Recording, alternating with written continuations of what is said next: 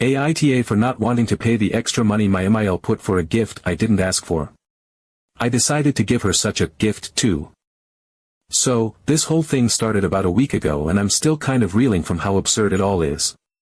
I'm genuinely trying to figure out if I'm being petty or if this situation is just as weird as it feels to me. For context, I've been married for a few years now, and my relationship with my mother-in-law has always been complicated. Not necessarily bad, but definitely laced with these subtle jabs and passive-aggressive moments that make it hard to fully trust where she's coming from. It's that kind of dynamic where you're constantly asking yourself, was that a kind gesture or a calculated move? Anyway, I have a perfectly good coffee machine. It's nothing fancy, but it gets the job done. I use it every morning, and it has never given me any issues. I never once mentioned wanting a new one. Never complained about it. Never said I was in the market for a different model. Nothing. But last weekend, my mother-in-law came over to visit, and she brought with her a brand new coffee machine. Like, boxed, with the store's bag still half attached, receipt folded inside the manual, everything. I was a bit surprised. I thanked her, albeit confused, and asked why she got me a new coffee machine. She just kind of shrugged and said something about seeing it on sale and thinking I'd like it. Okay, odd, but not totally out of character. She does this thing sometimes where she buys me things I don't need, and it often feels more performative than thoughtful, but I always say thank you and try not to overthink it. So I accepted it. I didn't jump up and down with excitement, but I was appreciative. Here's where it gets weird. As she's putting her coat back on to leave, she casually says, "Oh, by the way, you owe me $30. I honestly thought she was joking at first. I asked her what she meant, and she told me that she originally planned to spend only $50 on my gift, but the cheapest coffee machine she could find was $80. So I needed to pay her the extra $30 she had to put in. I was floored. I asked her why, if she only wanted to spend $50, she didn't just get me a different gift that cost $50. She looked at me like I was the crazy one and said she didn't care about the extra money if it meant I'd be happy. I responded, maybe a little bluntly, that clearly she did care, or else she wouldn't be asking me to cough up the $30. She said it was just a matter of principle, and that if I had any manners, I'd pay her. Then she left. Just walked out. I sat there stunned. Who does that? Who buys someone a gift, and then demands money for it? If it's a gift, it should be free. If it's a purchase you expect reimbursement for, then it's not a gift. It's just a transaction. She texted my husband later that evening saying she was still waiting on the $30 and that if I didn't pay her, she'd come take the coffee machine back. I told my husband, very plainly, to go ahead and tell her to come take it back. I didn't want it under those conditions. I never asked for it. I wasn't pining for a new machine. I already had one that worked. The whole thing was just unnecessary. But then my husband started acting like I was being unreasonable. He said he liked the new machine and was already getting attached to it. I looked at him and asked what that even meant. How do you get attached to a coffee machine after a single day? He said it just worked better, looked nicer, and made mornings easier, and that we should just pay her the $30 and be done with it. I told him that if he wanted to keep the machine so badly, he could pay her the $30. He told me no, because the gift was originally for me, so it's my responsibility to pay the difference. This is where I kind of lost my cool. I reminded him that I never asked for the damn thing, never hinted at wanting it, and never agreed to some sort of copay arrangement for gifts. I told him that just because someone slaps a gift label on something doesn't mean you're automatically obligated to keep it, especially if it comes with strings attached. He accused me of being petty and making a big deal out of something small. I told him I was standing on principle. This woman brought me something I didn't ask for, called it a gift, then flipped the script and demanded money. That's not a gift, that's manipulation. And now she's threatening to take it back like some kind of weird hostage situation. Honestly, the whole thing has left a really bad taste in my mouth. Not just because of her behavior, but because of how quickly my husband sided with her. Not once did he stop to consider how bizarre it is to give someone a gift and then demand partial reimbursement. Not once did he say, yeah, that's not how gifts work. Instead, he tried to guilt me into paying for something I didn't want, just to keep the peace. So now the coffee machine is still sitting on the counter, unused, like this weird symbol of our disagreement. He refuses to pay for it. I refuse to pay for it. She hasn't come to take it back yet, but I honestly kind of wish she would. I don't even want to look at the thing.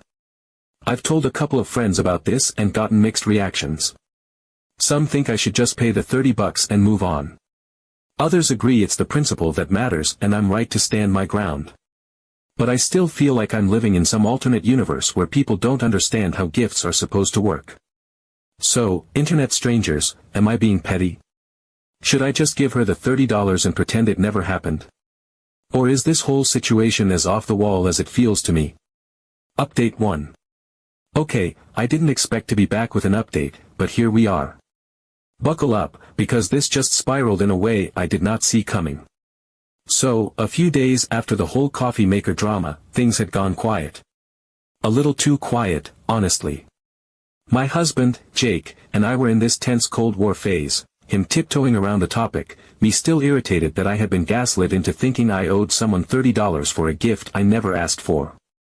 It wasn't even about the money anymore, was it ever, but the principle, the audacity, and the weird guilt trip from both my mother-in-law and, disappointingly, my husband. Anyway, Sunday afternoon rolls around. I had just finished some laundry, settled onto the couch with a book and a steaming mug of coffee from my faithful old coffee maker, you know, the one that didn't come with an invoice, and I was finally starting to let the whole thing go. Then there's a knock at the door. Jake answers it. I hear a muffled, awkward, "Hey, Mom, we weren't expecting you," and that's when my stomach dropped. It was Linda. She walked right in without so much as a glance at Jake, holding this large reusable shopping bag in her arms like it contained some kind of sacred relic. There was something in her face, smug, determined, like she was about to teach us some grand lesson we'd thank her for later. She made a beeline straight for the kitchen, completely ignoring me on the couch. It was like watching someone on a mission from a Hallmark movie if the Hallmark movie was written by someone with a petty vendetta. She spotted the new coffee machine still sitting on the counter and turned to me, unfazed. In the most breezy, offhand tone, she said, "So, I assume you have $30. I didn't even hesitate. I calmly stood up, walked into the kitchen, and said, "No, but you can have the coffee maker." She blinked, stunned. For a split second, it looked like she didn't know what to do. Then, in the most unnecessarily dramatic move I have ever witnessed, she reached over, unplugged the coffee machine like it was life support she was ripping from a patient, hoisted it into her arms with this exaggerated sigh, and turned to leave. Not a word. Not a glance at Jake. Not even an acknowledgement of how ridiculous she looked, cradling this coffee machine like it was a wounded soldier she was rescuing from enemy territory.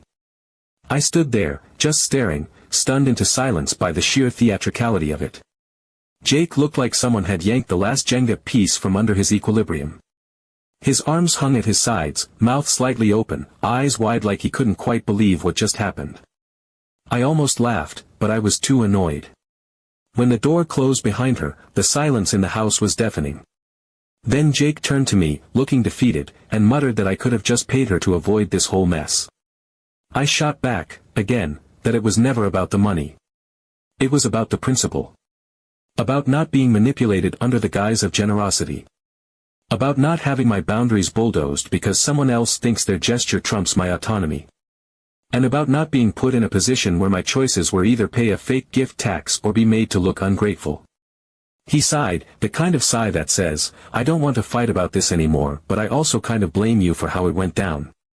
He mumbled something about not wanting to come between us, which honestly just irritated me more.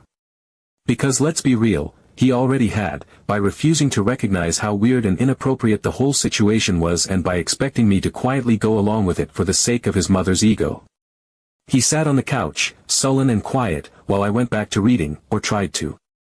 The tension lingered, thick and sour, and I knew we weren't really done with this conversation even if he wanted to pretend like we were. What really stuck with me was how quickly Linda had escalated things. This wasn't just a misunderstanding or a difference in expectations. This was a calculated act. She'd brought a bag specifically for the machine. She'd come with the assumption that either I'd hand over the money or she'd take back her gift.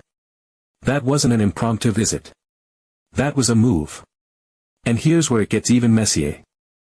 The next day, I noticed Jake seemed a little off. More than usual. Quiet, distracted. I asked if everything was okay, and he said he'd stopped by his parents' house after work to smooth things over. When I asked what that meant, he hesitated before admitting he gave her $30. Not for the coffee machine, he said, but to just end the drama. I laughed, genuinely laughed, because I couldn't believe it. He had gone behind my back, to the woman who created this circus in the first place, and paid her off. He said it wasn't worth the stress and that he just wanted to move on. I told him that was his choice, but that I hoped he understood he had just reinforced her behavior. That now she knew all she had to do was push hard enough and her son would cave. He didn't respond. Just stared at the floor like he'd realized it too, but was too tired to argue. I spent the rest of the week feeling off. Not just irritated at Linda, but disappointed in Jake. The worst part of it was realizing that I wasn't just dealing with a mother-in-law who didn't respect boundaries, I was also dealing with a husband who was afraid to set any. I've been in enough therapy to know what codependency looks like, and this had all the signs. The don't rock the boat mentality, that just do it to avoid conflict, the way he threw me under the bus to maintain peace with her.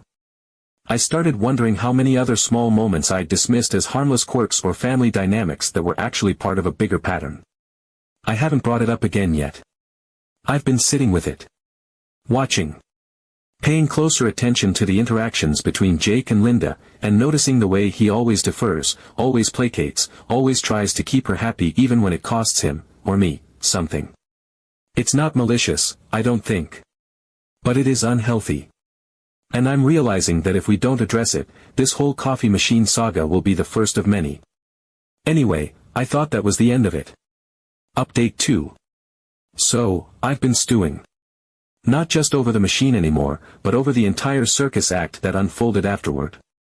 The absurdity of being given a gift that came with a bill, the absolute gall of someone showing up to my house unannounced to repossess said gift, and the cherry on top, my husband deciding to quietly pay her behind my back like I was the unreasonable one.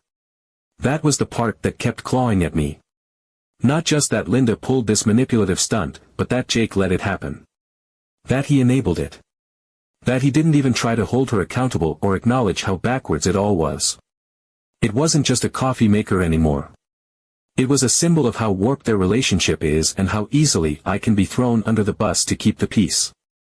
And the thing is, the more I thought about it, the more I realized I was tired of just taking it.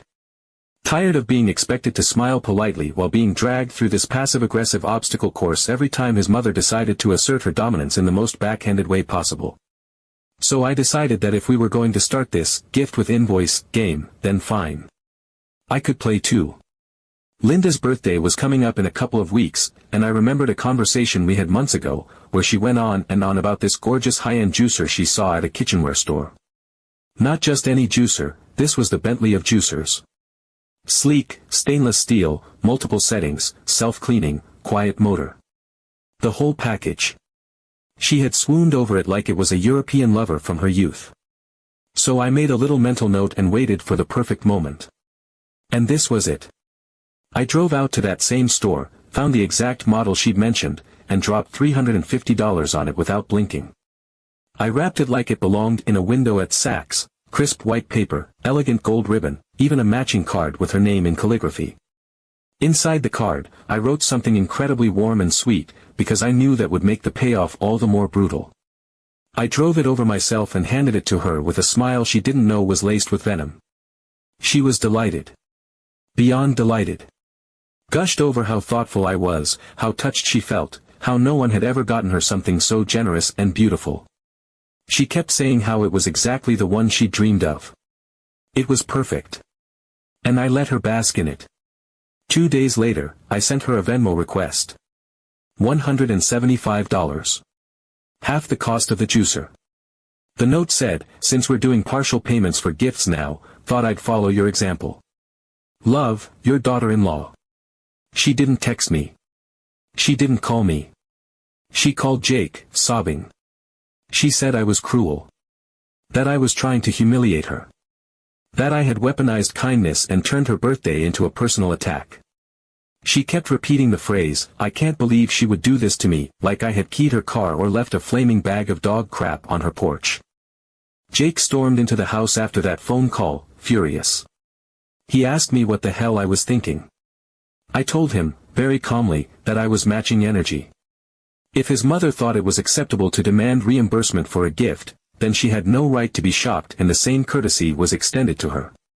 He said, "This is insane," like he couldn't believe we were still having this conversation, and then stormed off into the garage, probably to sulk and organize his toolbench or whatever it is men do when they can't handle their mother being held accountable.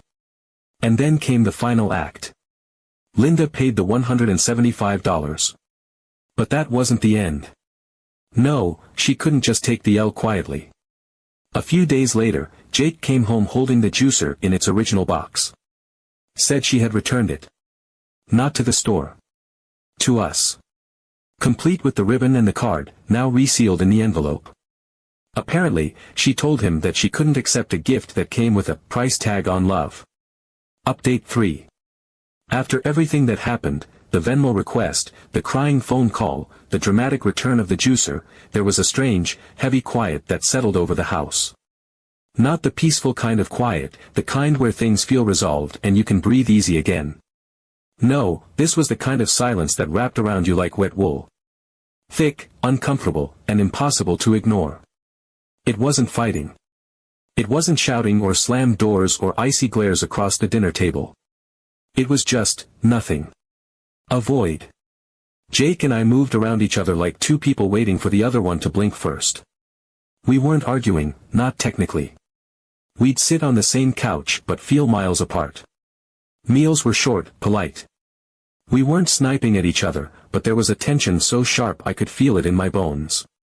Every morning, we brewed coffee like normal, but it didn't feel normal. It felt like we were pouring cups of resentment instead of espresso. I drank mine in silence, scrolling through my phone, while he stared into his mug like it might offer him some kind of divine answer. We were coexisting in a kind of emotional no man's land, where neither of us wanted to be the first to reinitiate warmth, but neither of us wanted to escalate things either. It was limbo. What sat with me the most during those quiet days wasn't the fight itself. It was the realization that I was watching something shift. That maybe I had drawn a line in the sand that Jake never thought I would draw. That I'd stopped playing nice for the sake of family dynamics I had never signed up for. And I think that unsettled him more than he let on. I couldn't stand it anymore. I stood in the kitchen one night, the clock glowing 9:47 p.m., staring at that old coffee maker and feeling like I was staring at some weird symbol of everything wrong. Not because it was broken. Not because it wasn't good enough.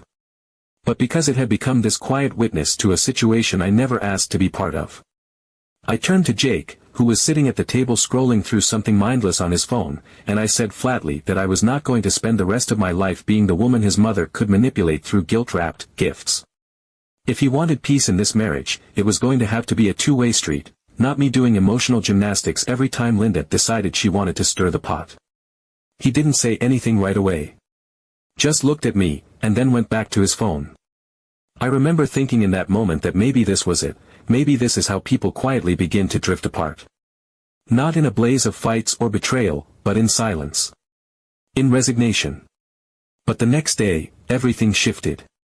I came home from work expecting more of the same cold silence and awkward cohabitation, but when I walked into the kitchen, something was different. Sitting on the counter, in place of the old machine, was a new coffee maker. Not the same one Linda had brought. Not one from a flashy boutique brand that screamed, "Look what I spent on you." Just a simple, sleek machine, one I recognized from a day months ago when Jake and I were shopping for kitchen odds and ends, and we had both paused at it, admiring the design, the simplicity. We had both liked it, but decided we didn't need a new machine. It had been a throwaway moment at the time. Apparently not for him. This one didn't come with a box or a receipt propped up passive-aggressively next to it. There was just a small note, barely larger than a post-it, sitting on the counter, "Sorry." This time, no strings attached. I stared at it for a long time. It wasn't grand. It wasn't dramatic. But it felt sincere. Intentional. Like he'd finally seen the point I had been trying to make, not just with my words, but with my silence. It wasn't about coffee. It was about feeling like a pawn in someone else's emotional game. It was about trust, and respect, and boundaries. I didn't say anything. I just quietly made us 2 cups. Mine with oat milk and a dash of cinnamon, his black with a single sugar cube, the way he likes it. I handed him his mug while he sat on the couch, and for the first time in what felt like an eternity, we drank together without the air between us feeling like it needed a mediator. No side glances. No sarcasm. No tension thick enough to cut with a knife. Just 2 people sharing something small, familiar, and comforting. It was the first coffee in over a week that didn't taste like bitterness and stubborn pride. As for Linda, she didn't stay silent for long. Of course she didn't. A few days later, I got a long, rambling message from her. It was classic Linda, passive aggression carefully laced with faux concern. She said it was a shame that we couldn't communicate properly. That all she ever wanted was to do something nice and that it hurt to be painted as greedy or manipulative. That she was misunderstood. That she was heartbroken that her attempt at kindness had become a point of division. It was a performance dressed up as vulnerability, and I'd seen enough of her shows to know the difference. I didn't match her paragraph for paragraph. I just replied with a single sentence: a gift is about joy, not a bill. If we figure that out, we can move on. She didn't respond after that. The old coffee maker still sits next to the new one. I haven't had the heart to get rid of it. It's like a little relic of this entire saga, flawed, but still working. Still reliable. Still a reminder of where this all started. I switch between the 2 sometimes, depending on my mood.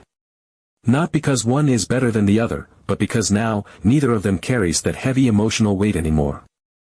And somehow, with the silence broken, with no invoices, no guilt, no drama folded into kitchen appliances, the coffee actually tastes better. Honest to God, it's the most delicious coffee I've had in a long time.